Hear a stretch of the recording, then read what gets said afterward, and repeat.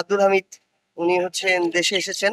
তো আসলে আমরা তো আমাদের জায়গা থেকে এটাই বলবো যে অন্তর্বর্তীকালীন সরকার, তারা অভ্যুত্থান পরবর্তী সরকার এবং অভ্যুত্থানের ম্যান্ডেট নিয়ে সরকার, তাদেরকে অবশ্যই, যারা এতদিন ধরে ফ্যাসিস্ট যে আওয়ামী লীগ ছিল, ফ্যাসিস্ট হাসিনা ছিল, তাদের যারা এমন দোসর ছিল, যারা তাদেরকে ফ্যাসিস্ট হয়ে উঠতে সহযোগিতা করেছে এবং গুরুত্বপূর্ণ স্টেক হোল্ডার হিসেবে ছিল, তাদের সামগ্রিক বিষয়গুলোতে অন্তর্বর্তীকালীন সরকারের আমরা কঠোর হস্তক্ষেপ চাই এবং এটা আইনগত প্রক্রিয়া যেন হয়।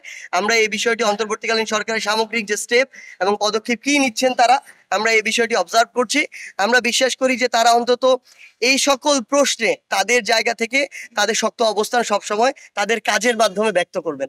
আমাদের এই মাসের 15 তারিখের মধ্যে আমরা প্রত্যাশা করছি যে নির্বাচনে অংশগ্রহণের জন্য যে রেজিস্ট্রেশন প্রয়োজন, এই রেজিস্ট্রেশনের যে আবেদন করার যে প্রক্রিয়াটি, এই প্রক্রিয়াটি আমরা 15 তারিখের মধ্যে আশা করছি সম্পন্ন করতে পারবো। এর জন্য 100টি উপজেলা এবং প্রায় 5টি জেলায় কমিটি প্রয়োজন হয়, যেগুলো আমাদের ইতিমধ্যে হয়ে গিয়েছে। আমাদের অফিস নেওয়ার প্রক্রিয়া চলছে, সেগুলো ইতিমধ্যেই আমাদের যতগুলো প্রয়োজন ততগুলো হয়ে গিয়েছে। আমরা মনে করছি যে এই মাসের 15 তারিখের মধ্যে আমাদের যে রেজিস্ট্রেশনের জন্য যে আবেদন করা, সেটা আমরা করব এবং যথাসময়ে যে প্রক্রিয়া রয়েছে সেই প্রক্রিয়া অনুসরণ করে অন্যান্য রাজনৈতিক দলের মতো আমরা আমাদের নিবন্ধন এবং রেজিস্ট্রেশন কার্যক্রমটি সম্পন্ন করব। আমাদের সাথে দক্ষিণাঞ্চলের মুখ্য সংগঠক হাসনাত আব্দুল্লাহ আছেন, আমি উত্তরাঞ্চলের মুখ্য সংগঠক হিসেবে দায়িত্ব পালন করছি।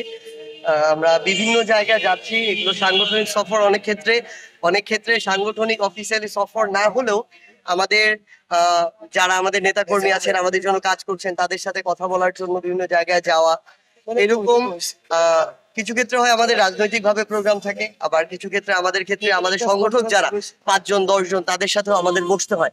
তো সেই জায়গা থেকেই আসলে আজকে পঞ্চগড়ে আমরা এখানে আছি। এরপরে উত্তরাঞ্চলের আরো কয়েকটি জেলায় আমরা যাব।